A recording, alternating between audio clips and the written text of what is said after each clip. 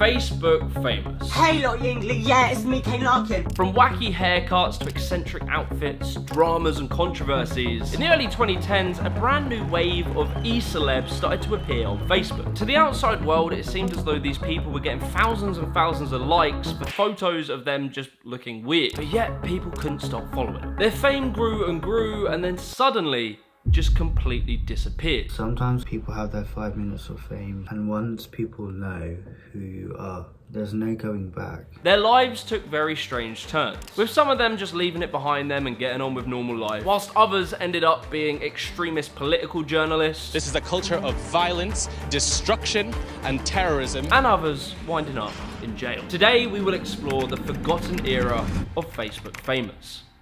So when I sat down to write this video, I asked lots of my friends what they remembered of this. And I thought I was going crazy because no one knew what I was talking about. And so I went online, I was searching up, and I found one article confirming my conspiracy theory, that this was a real thing and I hadn't just dreamed it. So basically what had happened is around the 2010s, a bunch of British teenagers had become really famous on Facebook for seemingly no reason. In 2010, everyone was really on Facebook. Yeah, everyone was poking each other and uploading pictures of themselves, writing indirect statuses about girls that had broken our hearts. And a big part of having a Facebook page was obviously having a friend count. If you had a few hundred friends, you know, you were probably doing all right. If you had 10 friends, and I'm sorry to say, mate, but it wasn't looking good for you. Everyone had a friend count, but you see, there was a very small subsection of Facebook users who had something unique, and that was a follow account. Around 2011, Facebook had introduced a subscribe feature, and what this did meant that you could follow someone's Facebook activities without being accepted as a personal friend. Now, Facebook pages existed before this for celebrities. You know, Justin Bieber would have a page so that hordes of young girl fans could spam hearts under posts that his Facebook management team had made. But this was all traditional celebrity. But something else was bubbling up under the surface, and that was e-celebs. I'm a 20-year-old guy, I can write about my life, and thousands of people come and read it every day. This is really a revolution. Now, before everyone and their dog had a Facebook page that has 100,000 followers, where they post about teeth whitening products and crypto scams, the e-celeb was the predecessor to the modern influencer. And no one quite understood what it was. For the most part, people didn't really get it because celebrities were always made through television or music or films, or maybe you appeared in a Kellogg's advert. I can hear the sound of Frosty's hitting me play. But not the internet. From as early as 1994, there were bloggers like Justin Hall who started to build a name on the internet. And there were a few other people that you could point to as being early e-celebs, but it wouldn't really be until around about 2005, with the launch of YouTube. Before we go any further, I want to give a massive shout out to HelloFresh for sponsoring this video. HelloFresh is a recipe box that they send directly to your door. Pretty much all you have to do is go on the website and select what it is you want. They have these different categories, so you've got rapid, which is just quick and easy meals that take less than 20 minutes to cook. If you're putting on a few pounds, they've also got Calorie Smart, which are meals under 650 calories. And then for boys like me trying to put on a bit of bulk, there's high protein. Each recipe comes with a recipe card, so it has all the ingredients that you need, all the steps, the whole process. They just make it really convenient and easy to follow. And dare I say it, actually quite enjoyable. HelloFresh saves you a ton of time and makes the whole process far more enjoyable and a great, easy, cost-effective way of eating healthy. When it comes to ordering the box, you'll plan what time you're going to receive it. The box will have everything you're going to really need in it, all fresh, high-quality ingredients. So I really recommend you guys check out HelloFresh. Right now, they're running a really good discount, which is 60% off your first box, plus 25% off your next 2 months. So either use the QR code on screen or check the links below and use the code HFJimmy to go and claim your discount. Anyway, back to the video. My name is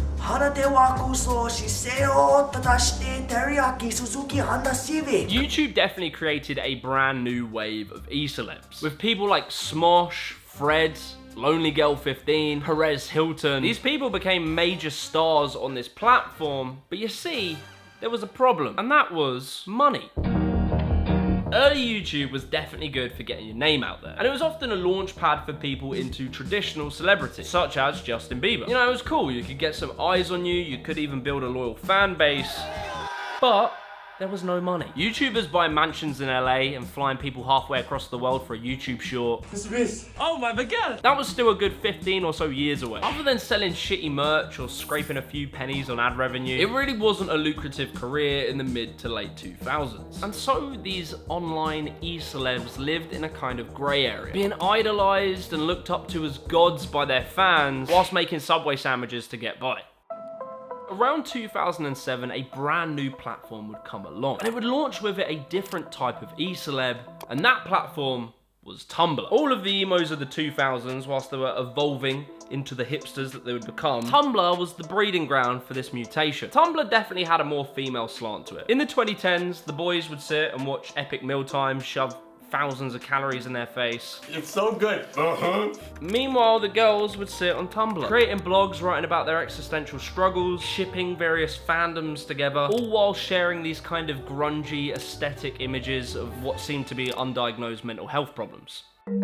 Around the 2010s to 2012, Tumblr spread like wildfire. In college, I'd just have to look at anyone's computer screen and I would see someone on Tumblr, you know, sharing moody images, looking at film GIFs, memes, selfies. But you see, any platform that grabs attention will also bring with it e-celebs. From my very limited understanding, the Tumblr e-celebs were people who had these very aesthetic blogs. It was like the perfect balance between depressed and cute. The Tumblr celebrities would post pictures of themselves, and they would get tons of shares and reblogs, I think they were called, and legions of fangirls that would follow them. And this is where my own personal link to this story comes in. I went to college with one of these Tumblr Facebook famous people. It was kind of a weird thing, because I just remember hearing rumors in school of people talking about this girl and saying that she was Tumblr famous. And I didn't really know what that was, but apparently it was important. She was a pretty nice girl. I didn't really understand quite why she was so famous. But you see, as big as Tumblr was, and it was pretty big, it was still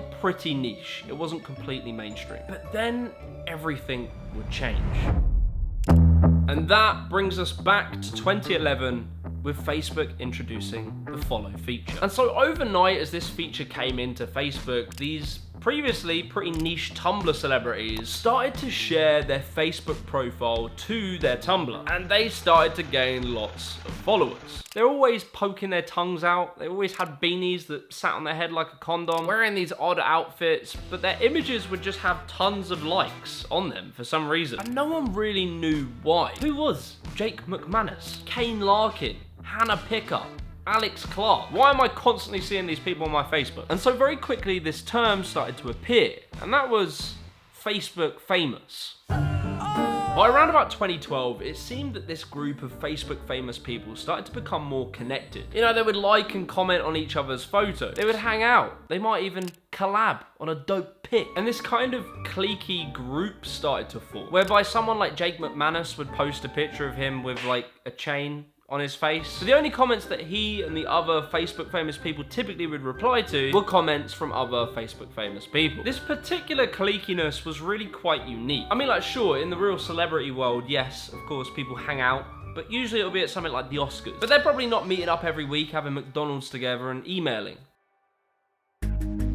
Part of the appeal for the people that did like them and did follow them was this kind of parasocial relationship where they would see them post on what looked like personal Facebook feeds, and they felt like they were part of their friendship. And if that sounds weird, it's because it is. Their fans would embrace these celebrities' identities, and they would act the same, they would dress the same, they would talk the same. And it did have me wondering, why was this? I think when we analyse this particular phenomena, there is something really important to keep in mind. And that was that these Facebook famous people represented a very particular subculture. They were all under 20 years old, they all had dyed long emo hair and had a side fringe. They would all shop at Urban Outfitters or American Apparel, listening to indie pop bands, wearing oversized glasses, oversized beanies, with a finger mustache tattoo that they definitely don't regret now. That image, along with the activity of spending endless hours on Tumblr, just surrounding themselves with depressive aesthetic images. All of this tied with being very pro-LGBT in a time where that was less popular. This video is about being gay and coming out. And so it was very multifaceted. It wasn't just an aesthetic, it was also an attitude, an outlook, and an identity. However, as these people moved towards Facebook and away from the walled garden of Tumblr, they were, of course, at the mercy of mainstream judgment. The images that they would post would, of course, receive love from their fans, but there was endless bullying. If you were a girl posting a picture, you were instantly called a hoe. If you're a guy, you were instantly called gay. And so their identity was being bolstered by having people that opposed them, with the Facebook famous people being the heads of this community. I'm on the way to the meetup. And so, this leads us to Meetups. Pretty much across every major English town, London, Manchester, Leeds, the Facebook famous clique would go on tour, marching around with their legions of fans in what were known as meetups. You know, they would meet in a local park or a local town centre where they would effectively stand there and awkwardly socialise. I can imagine at that time it would be like seeing a circus come into town the way these people were dressed. They would be talking, drinking, smoking, you know, doing stuff kids do. And for the fanboys and the fangirls, this was their Christmas. So exciting! Finally, they could meet their Facebook famous idols. And to be honest, it was pretty impressive. You know, these meetups would get hundreds of people sometimes. But pretty much always, there would be some form of drama. Gossip and drama was integral to the Facebook famous era, with the infamous Kane Larkin, who was 17 at the time and apparently had a boyfriend who was 30 at the time. Jake McManus just being endlessly trolled and bullied. He was constantly involved in drama, constantly stirring up drama. These people who were meant to be friends on the surface were always backstabbing each other and spreading rumors. And it got really toxic at some points. Like, I feel pretty bad for some of them. Like, I think there was a good percentage of people who followed them just as a hate follow. And for some seemingly masochistic reason, a lot of these people would post their Ask FM account to their Facebook, which were effectively anonymous questions. So their haters just had a place to verbally abuse these guys. He thinks he's so perfect, he's Facebook famous, I don't know how he did it. He's a waste of air, really. How about just put my fists in his face? A lot of the hate really came from the fact that they were very seemingly self-obsessed, very vain, very gossipy. They often came across that they thought they were better than people because they had some followers on Facebook. And it was true. You can see this in the fact that some of them took a limo to one of their meetups once. And then Jake McManus got egged in public. The hate was very real. I wouldn't even give a shit if you were dead. It kept ramping up, and the online world was starting to spill out into real life. The Facebook famous girl I knew was a nice girl. I had no problems with her, but I remember hearing people just make up absolute lies about her and just spreading rumors around college for little reason other than she was famous. And so between about 2012 and 2014, their fame was really, really growing. But there was something really weird about it, and that was the fact that they were all broke. You've got 52,000 Facebook subscribers, and here you are doing a bit. I think there was just this assumption that you would have money. You would make money from being famous. But that wasn't the case. Despite their followings, they just weren't able to monetize it. It's not like you could make ad revenue off a picture being liked on Facebook. And people hadn't really sussed out like the whole thing of sponsorships. And so they were desperately trying to work out how can they monetize this. A few of them tried to pivot to YouTube, but they didn't really commit to YouTube very heavily. And even if they did, YouTube still wasn't making a lot of money at that time. And so to some of them, it probably didn't really seem that worth it as the years went by. And I know I'm very much looking at this from a modern lens where making money online is very common. I'm literally making money right now telling you this story. But back then, no one really knew that this was a possibility. And so by 2014 to 2016, the internet would really start to change. Today is Monday, my favorite day of the week. Big day today. By now, YouTubers were popping up and becoming more and more successful, making lots of money, getting lots of followers. And at the same time, the word influencer was starting to pop up, being used to describe people who are very famous, typically on Instagram, where they would post pictures of themselves and they would make money from being sponsored by companies. And so by the mid to late 2010s, being an influencer was very profitable. But for the Facebook famous lot, the ship was starting to sink. As Instagram and YouTube were popping up and becoming more successful and viable from a career front, Facebook was becoming less popular amongst young people, and Tumblr was just starting to really lose its relevancy in general. As well, the scene hipster look was becoming a bit outdated. These once highly talked about, highly gossiped e-celebrities were starting to fade into obscurity. For whatever reason, they really struggled to maintain their original audience as they moved onto these different platforms. And so they were desperately scrambling onto lifeboats to retain some relevance. And there was one platform that offered at least some form of relevancy, and that was OnlyFans. So I've been a user of OnlyFans for around 3 years now. And so we'll go through what happened to some of the biggest people. A lot of them just went on to live normal lives. They gave up the idea of trying to be famous, which I can imagine would have been quite a weird thing to come to terms with. Looking back on their lives now and realizing about 7 years ago, everyone was talking about them. As I mentioned earlier, there was a massive LGBT part of this. So Jake McManus went on to be a drag queen, retaining some followers, but never really growing from where he was. So this is the beginning of the journey. money. Probably one of the most successful and well-known ones was known as Jamie Ryan D. Jamie came out as transgender and had a name change to Hazel Rose D. Her whole journey is documented on YouTube. She's got about 175,000 followers, gets decent views but doesn't really upload consistently, and of course has an OnlyFans. Levi Jed Murphy now does drag, amassing 818,000 followers on YouTube, 244,000 followers on Instagram, and 5.8 million followers on TikTok. So he was pretty successful, and obviously he does OnlyFans too.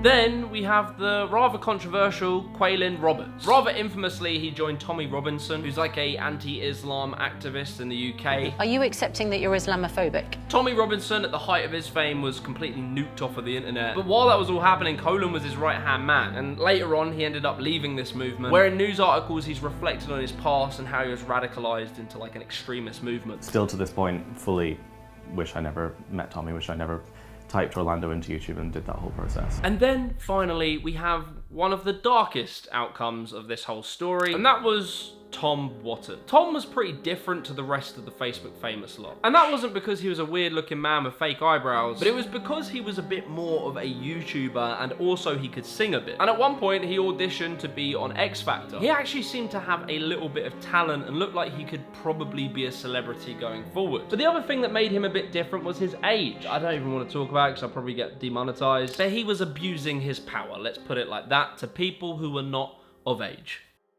Yeah, pretty weird end. This era was definitely a strange one. The Facebook famous thing seemed to just come and go in a blink of an eye. I can't lie, I really did hate this at the time. I was definitely a hater. I just can't really say much good about it. They're a toxic community. They seem to hate themselves. Everyone hated them. In my opinion, Kane Larkin is a disgusting prick. It was just self-obsessed. It was strange. But you know, if it made them happy, which I'm pretty sure it didn't, then I'll let bygones be bygones. But there is one final thing, one final relic of this era, an era that I thought the entire internet had just had amnesia over. However, I was very pleased to see that your boy Lewis Capaldi asked a question on Twitter in 2018, and that was, whatever happened to Kane Larkin? Sometimes people have their 5 years of fame, and then they have to return back to normality. You don't really realize that you'll always be remembered for being on that pedestal. If you enjoyed this video, be sure to leave a like and subscribe to the channel and watch this video right here.